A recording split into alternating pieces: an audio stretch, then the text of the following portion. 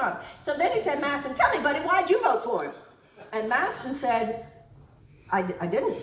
He said, what? You didn't vote for him? Who'd you vote for? You vote for Hillary? And Mastin went, yeah, I did. And this man was quiet for a few seconds, and then he said, damn, if there were more people like you, I might be a Democrat. Now, I come from Houston. I know what it's like to say shit with 2 syllables. I thought that was an amazing story, because Mastin knew that his work was just to be in that place of divine neutrality. Our job is to see the innocence in each other. However, to see the innocence in each other does not mean that we agree with each other necessarily. And that is such an issue for women. Because, you know, anytime, and this applies to women, it applies to any formerly disempowered people.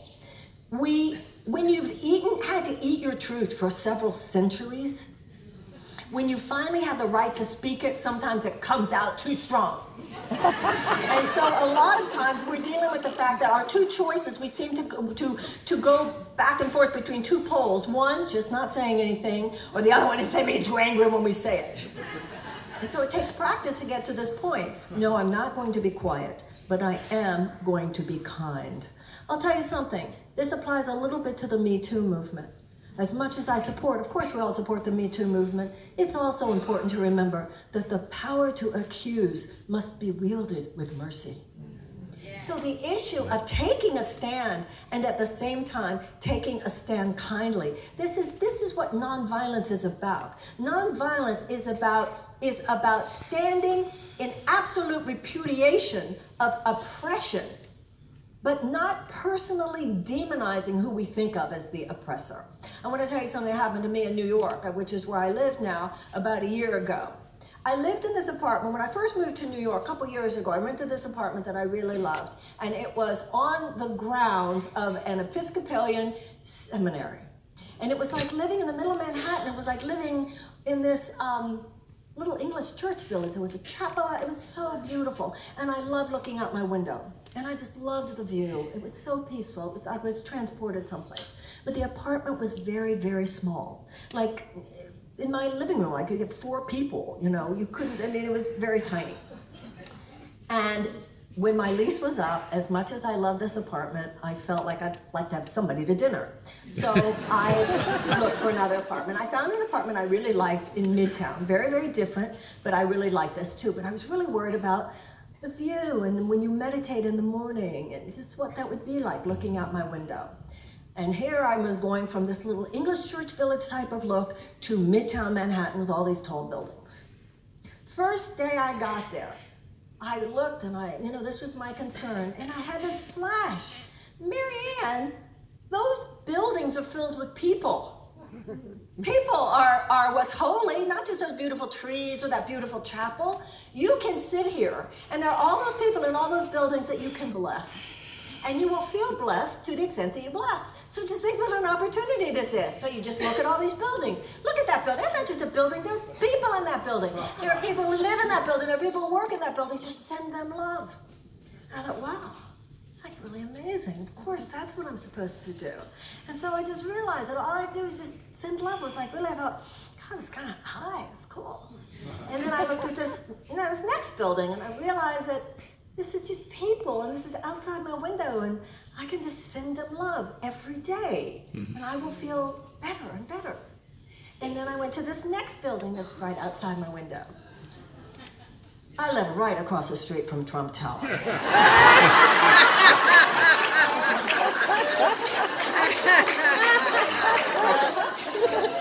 1-bedroom apartment, there's a big window in the living room, a big window in the bedroom, and right out there. And of course, it was perfect. Who are you going to be, Marianne? Because you have 2 choices. Because every thought you will experience, you can either assault with your mind or you can bless with your mind. You assault Trump Tower, you will feel assaulted. You bless Trump Tower, you will feel blessed. So I'm here to tell you, I bless Donald Trump, and I'm doing everything possible to get that man not elected into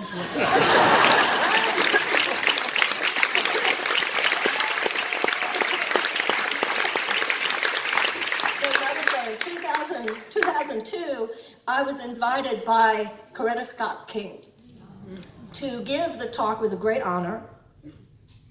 I was asked to give a talk at Ebenezer Baptist Church in Atlanta, Dr. King's pulpit, on the occasion of Dr. King's birthday. I was so excited. It was right after 9/11. George Bush had his particular attitudes about 9/11, a certain kind of military approach. And I had thoughts about that, and I was going to share them. And what I saw, they were in relation to Dr. King's philosophy. Well, that day I showed up at the church all excited, waiting to meet Coretta Scott King.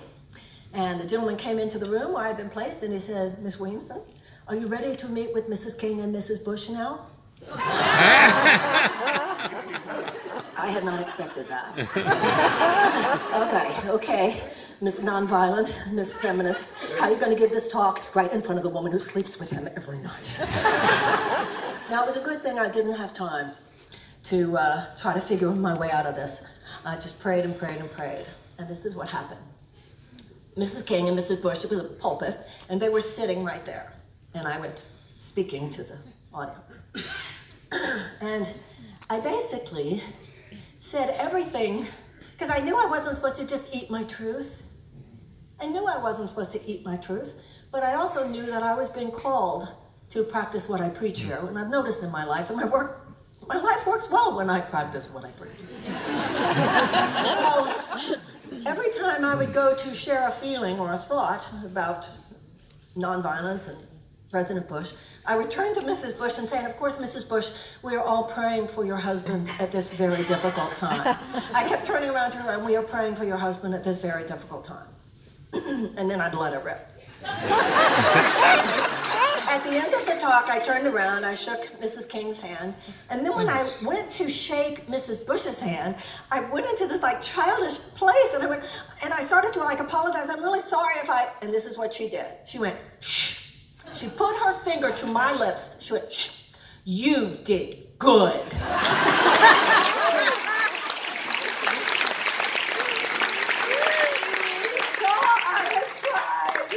Right?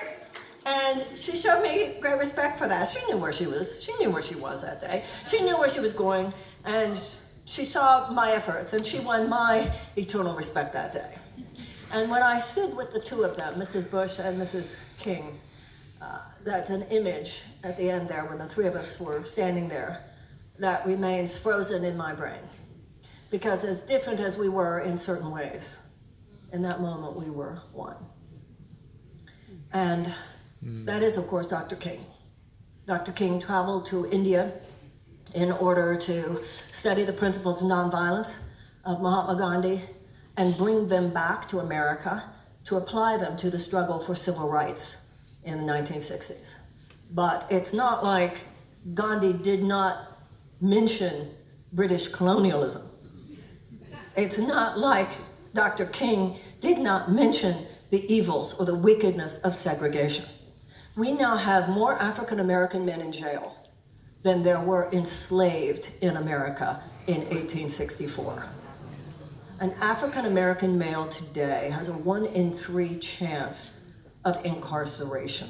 We are the only, and we know, for instance, we know all the racial disparities in our criminal justice system, including on the subject of drugs. We know statistically that white Americans use drugs at the same rate that black Americans do, but black Americans are given far harsher criminal sentences, and also white neighborhoods like here in San Diego do not have police running through, knocking on the doors to see if they can find drugs like they do in many black neighborhoods in America. In America, we are the only country that bases our educational funding on property taxes. As long as you base your educational funding on property taxes, then of course, if a child is born to wealthy parents, then they get a really good public education in America. But we have something like 1 in 25 white American children attend a school that would not receive accreditation, whereas 1 in 2 black children in America.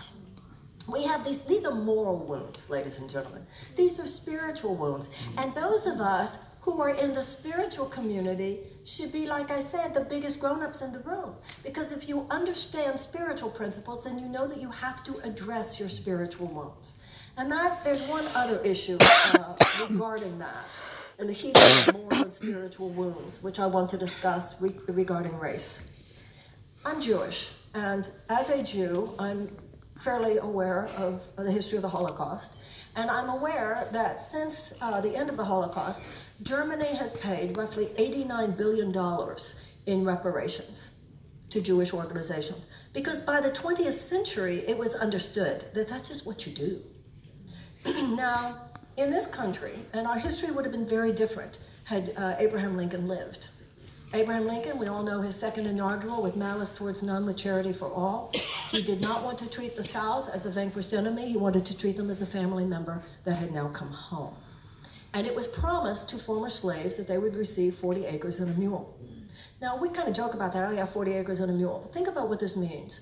These are people who for hundreds of years, having been brought here from Africa on slave ships, had to, as slaves, they were agricultural workers, but as slaves, this was the life they knew. If you give a former slave 40 acres and a mule, that means that person has an opportunity to enter the economy and create wealth.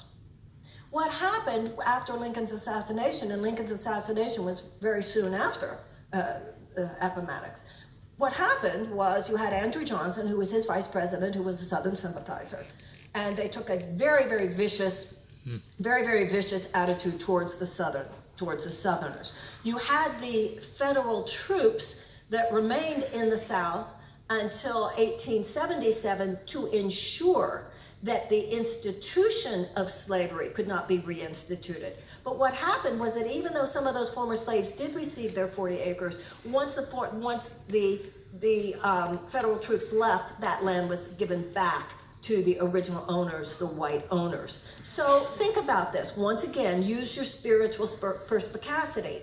We know that there's a difference between an external remedy alone and a remedy that deals with consciousness. No stroke of a presidential pen on the Emancipation Proclamation, no passage of 13th and 14th Amendments. While they could eradicate slavery, they could not eradicate racism. So what happened was that in many ways with the end of the war, and which from a psychological perspective you can understand, racism only burrowed more deeply into the South. Because now they were a vanquished people. They weren't going to turn to their former slaves and say, hey, let's do lunch.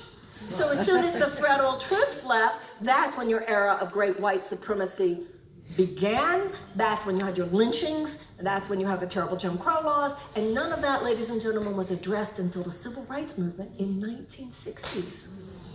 So race in America is a relationship that has never fully been healed.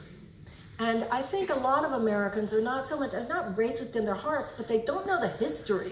Once again, going back to the fact, with Germany and the Jews, one of the agreements, one of the guarantees given by the German government to Jews in Germany is that every generation would receive very strong Holocaust education, because with Holocaust education, this was a way to ensure that these things would not occur again. There is, interestingly enough, some very serious rise of anti-Semitism in nations like Germany, but it's not coming from the kids who are educated in Germany. It's coming from those who came from elsewhere. So, what has happened in America, I just want to submit to you that the subject of reparations for slavery should not be considered fringe. And whether you think that we should have reparations for slavery or not, that's not for me to say. But I would like to submit to you that it's not a crazy idea. We pay between $600 and $700 billion every year on our defense budget, even though our main security issues, they're not coming by land, they're not coming by sea, they're not coming by water, they're coming from the internet. That's where most of them are coming from.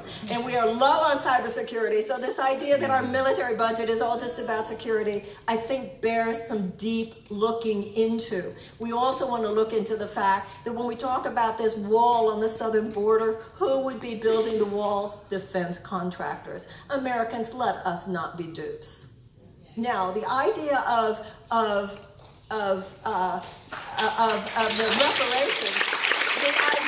the reparations, is the idea that you take, let's say, $200, even $100 billion, and you have a council of esteemed African American scholars and leaders, and you say, okay, here's $100 billion or $200 billion, whatever. I think it has to be $100 billion, not to be anything less would be like an insult.